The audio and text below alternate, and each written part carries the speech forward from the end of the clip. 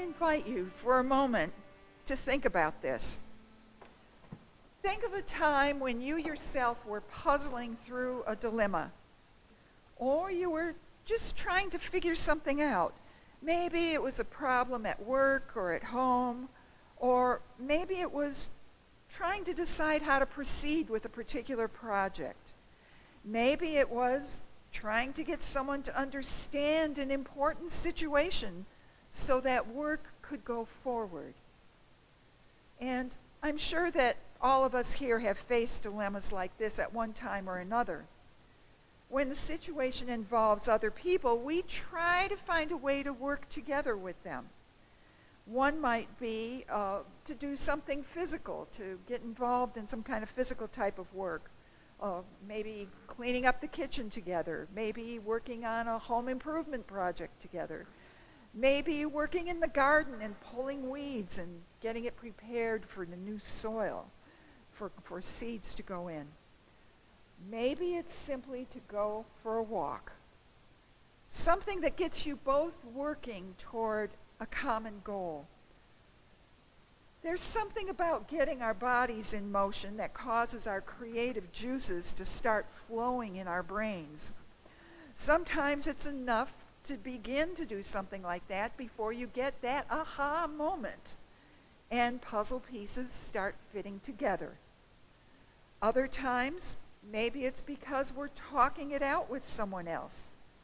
At least that way you get to know that you're on the same page with this person, even if you don't really come to a solution right away.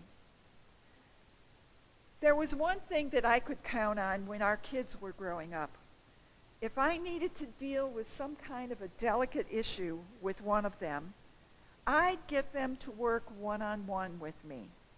I'd get them to help with doing the dishes and cleaning up the kitchen, or I'd get them to help pulling weeds in the garden. Something that we could do as a common chore together. And that could usually give me an opening into having some kind of a meaningful discussion with them. Now, sometimes I felt like I was the one who had to get a point across. But in the middle of the discussion, I often found that they were the one who had to get something across to me. So it really was a two-way street. And it was a way that we could open up to each other about things that mattered, so that we could get to a deeper understanding of each other and hopefully move forward. I found it was a way that a lot of trust was developed in a situation like that. I began to trust them and what they were telling me, and they began to trust me more and how I was trying to direct them. I think a lot of that kind of thing is going on in our gospel story today. We encounter Cleopas and his companion, probably his wife Mary, who was the sister of Mary of Nazareth. And we see these two walking home, and they're deep in conversation about all the things that have happened in Jerusalem in the past few days. At this point in time in our story in the gospel, it's only the evening of Easter morning. And I imagine that they're trotting along at a good clip and trying to work out all the details of the tragic death and burial of Jesus. And also the fact that that very morning, when the women went back to finish the burial of Jesus, they found out the tomb was empty and a burial was not needed. It's all very puzzling, and they are still trying to make sense of all of it. They have some of the details because they've seen much of it with their very own eyes, but other pieces just aren't making any sense. And it's like some of those talks I used to have with my kids. Sometimes we just couldn't get through to a satisfactory conclusion. Sometimes it seemed like important details were missing. And sometimes it was somebody else, one of their siblings or another adult, or maybe even one of their friends that needed to come along and perhaps just say one word or make some simple point in one sentence or ask a pertinent question. And then suddenly everything started to begin to make sense. And things could go forward in some semblance of order, even if the whole thing didn't get solved right then. And often what would happen is maybe it wasn't the way that I thought it was supposed to go on and be solved when the discussion started. But often the resolution that did start to come out was better than I could have hoped for if I had worked on it only by myself. I think that's what happened to these two walkers. They've got some pieces of the story, but not all of them. And then this stranger approaches and starts asking questions. And they start sifting through the details and the emotions that they've gone through in the past few days. And they're so surprised that the stranger appears not to be aware of anything that they're talking about. After all, Jerusalem was still abuzz with all the commotion of what had happened in those days. But then the stranger begins to fill in some details from his point of view. All about the scriptures, the prophets, and how what they themselves had just witnessed in the last few days looked like it was fulfilling what the prophets had said so many decades, centuries before.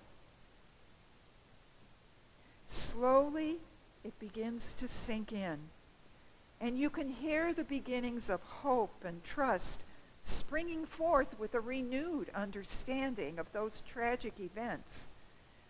And maybe, just maybe, what they had witnessed in Jesus' suffering and death really was not an ending, but instead it was a beginning. They're so intrigued with the stranger and their conversation, they invite him home for a meal, and he agrees to come. Now, one of the best ways for me to touch base with a family member, especially to show some special significance in their life, is to share a favorite meal with them. One that they know I've made especially for them, or maybe one that I've taken them out to their favorite eatery and said, order what you like. There's something about knowing how to please the other person with food that nourishes their spirit as well as their body. And there's a special recognition of the depth of our love for each other when that happens. Cleopas and Mary had that kind of an encounter with Jesus here. They walked with him, they talked with him, and now they ate with him. And when he took bread, blessed it, broke it, and gave it to them, that's when they finally discovered who he really is. And that's when they finally had all the pieces of their puzzle put together in front of them. And with that, I can imagine Jesus smiling broadly as he disappears from their presence. They are then so filled with energy and new joy, they rush back to Jerusalem to tell the rest of the disciples, the Lord has risen indeed. And I think that these post-resurrection meals that Jesus has with his disciples, these and many others we hear stories about, they take us back to one final meal he had before his death, that Last Supper, a meal in which he gave them and us his own body and blood as his real, abiding, resurrected presence for all time. And in a very real sense, what he did at that Last Supper does indeed prefigure what his post-resurrection life among us will be.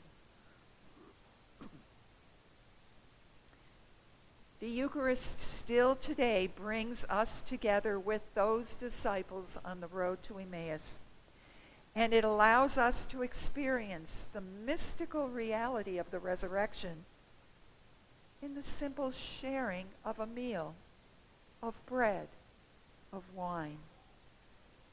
And so we proclaim when we receive that, Christ has died, Christ is risen, Christ will come again.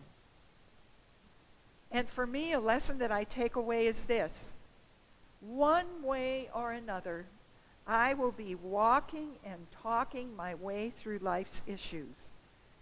And one way or another, Jesus will appear with me, walking and talking through those issues together.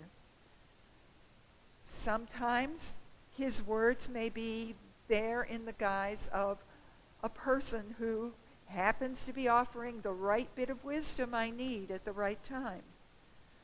Sometimes it might be just having to stomp through something myself in order to find a solution.